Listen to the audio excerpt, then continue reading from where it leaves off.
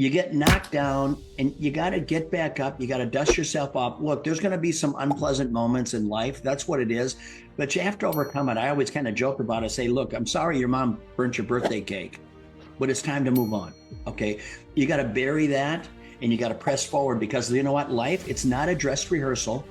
You're the only one that's going to change this. So if you want to change this life right now, if you want to make that change, then we got to put a plan in place.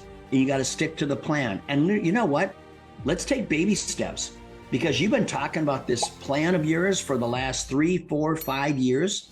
Let's set a plan in place. Let's put baby steps in place, little milestones where we can just get the ball moving, get the bus moving a little bit, where we can 6 months from now, we can look in the rearview mirror and say, look, you know what? I am progressing. I used to do these things and now I'm not doing that anymore. Suddenly you've upgraded your life. You've upgraded your friends. You've upgraded your attitude. So many things become variables. You've got your spending habits in line. So now you're starting to save a little bit of money, right? You got a little more swagger in your step, because you know what? You're seeing progress. And I tell you what, it doesn't happen unless you make a freaking move, right? Quit sitting back on your heels and bitching about how bad your life is. Just press forward.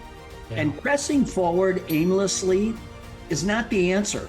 Okay, I'm gonna change. Okay, what are you gonna change? Well, I'm just gonna change everything. No, not good enough. Okay, now you sound it's a freaking harebrained idea. We got to get better than that. We gotta button this thing down a little bit, because otherwise you're just going to be aimlessly. You're going to be like a balloon floating around in the air with the air running out of it. You know, you're just going to be all over the place. And that's no way. When you're talking about your life and making a pivot and making a change, we got to be strategic about that thought process.